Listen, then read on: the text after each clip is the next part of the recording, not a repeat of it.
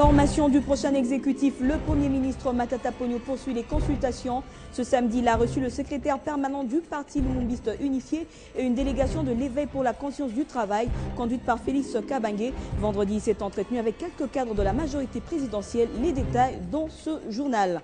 Accident de circulation à Matadi, au Bas-Congo, 4 morts et de nombreux blessés graves.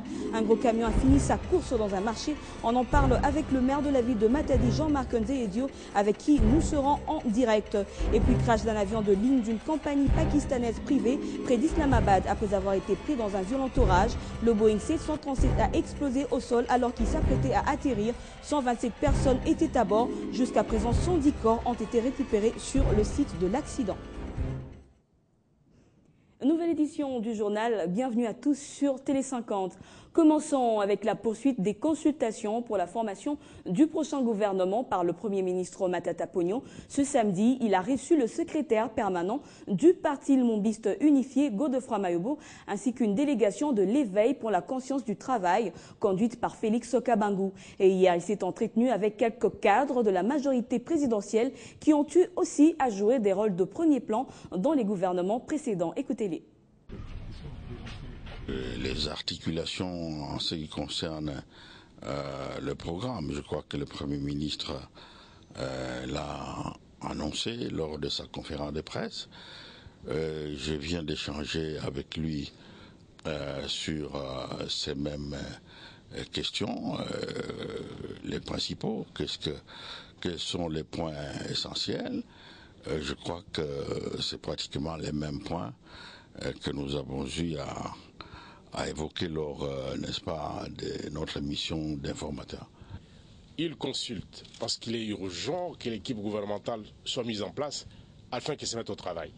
Et c'est dans ce cadre que le PPRD est venu également exprimer ses préoccupations auprès du Premier ministre.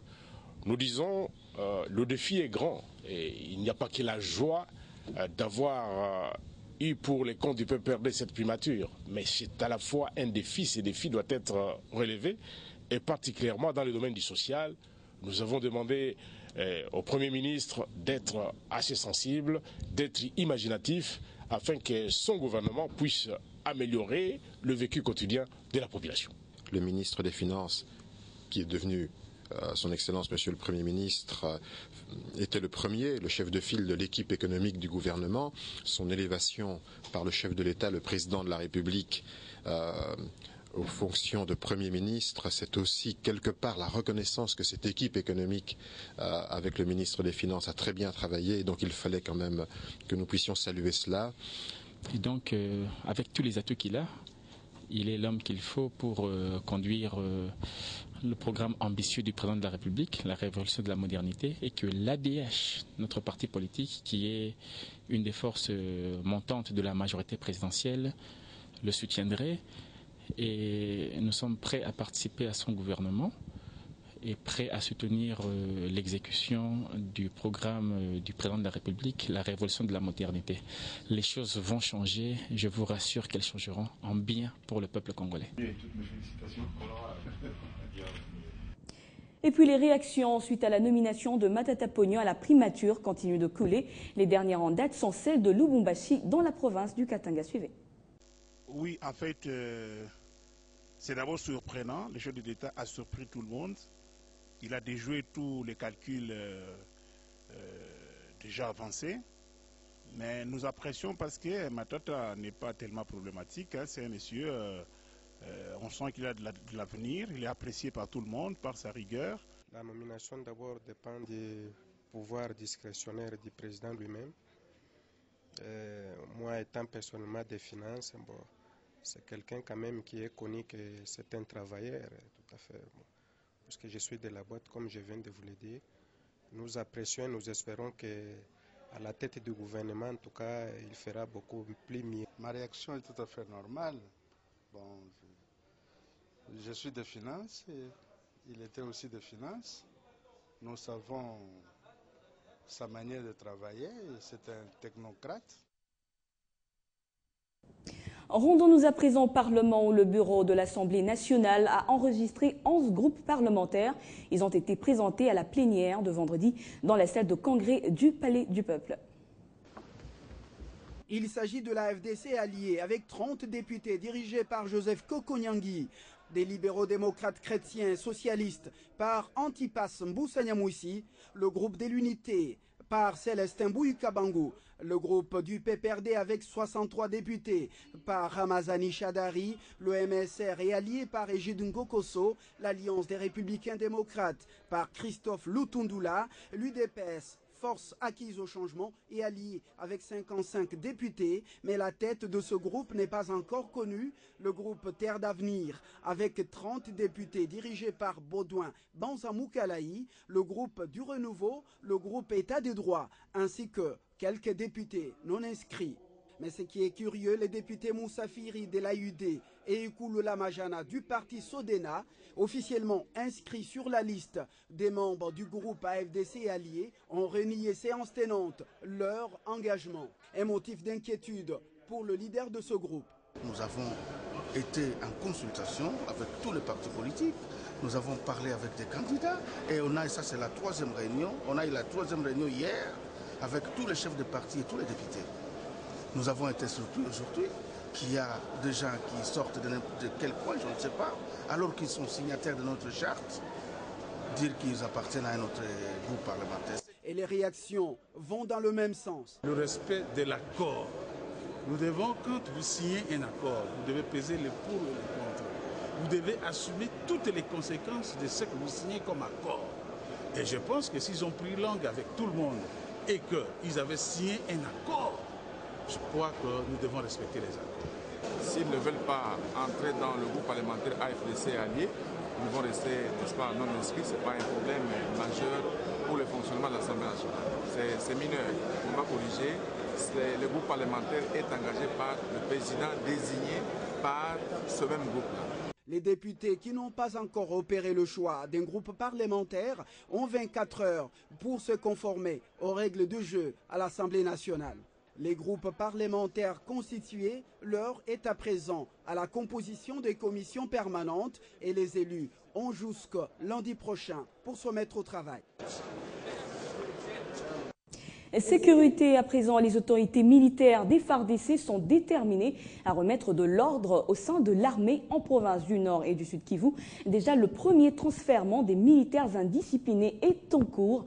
Ils vont quitter la ville de Goma pour Kinshasa. Ces militaires doivent répondre de leurs actes devant la justice et c'est le chef d'état-major général qui l'a annoncé. Martial Bendelo, notre correspondant à Butembo pour plus de détails. Le chef de l'État l'a promis lors de son dernier passage à Goma. Cela est fait. Tout militaire qui s'est rendu tristement célèbre dans l'indiscipline doit subir la rigueur de la loi de la justice militaire congolaise. Cette parole s'accomplit avec le transfèrement à Kinshasa du premier convoi des militaires des forces armées de la République démocratique du Congo ayant trempé dans l'indiscipline en désertant leur position en début de ce mois en province du Nord et du Sud Kivu. Parmi ces militaires qui devraient être transférés de Goma à Kinshasa jeudi dernier, selon le programme de l'état-major général des FARDC, figurent quelques officiers supérieurs, dont le colonel Bernard Biamougou, ancien commandant du 9e secteur des FARDC, et le colonel Sabi Mwana, commandant du 105e régiment.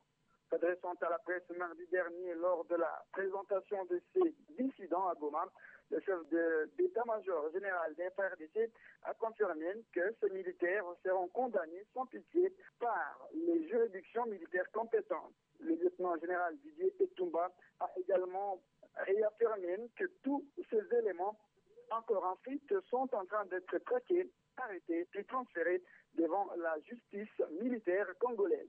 Martial Bendelo, Butembo, Télé 50. Et au Kassai occidental, une année après son élection à la tête de l'exécutif provincial, Hubert Kabasubabo se dit satisfait de son travail. Il a donc tracé son bilan jugé positif, hormis quelques difficultés financières. Les détails avec notre correspondant Bruno Ngoy. 18 avril 2011, 18 avril 2012, voilà une année depuis que le Kassai occidental était doté d'un nouveau gouverneur, Hubert Kabasubabo, passé à ses postes à l'issue de l'élection l'ayant opposé à Patrice Emese Sanga. À cette occasion, l'autorité provinciale se réjouit du temps passé à la tête de la province du Kassai occidental. Kabasubabo se félicite des efforts fournis pour ramener le Kassai Kassai occidental du décret de méfiance à la confiance, tout en renvoyant les bilans au début du mois de juin prochain.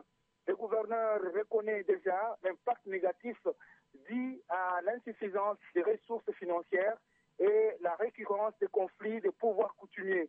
Le gouverneur du Kassai occidental parle d'un bilan positif, mais les renvoie au mois de juin. Il a félicité le chef de l'État, Joseph Kabila, du soutien tant moral que matériel, le gouvernement central de son appui, la Banque mondiale du soutien et tous les autres partenaires de la province du Kassai occidental. De Kananga, Brice Ngoï Zembele, Télé 50.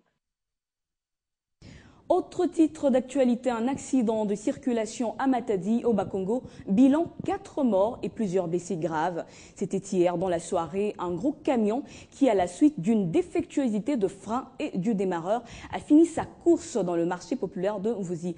Justement, pour en parler, nous sommes en direct avec le maire de la ville, Jean-Marc Nzeyedio, depuis Matadi.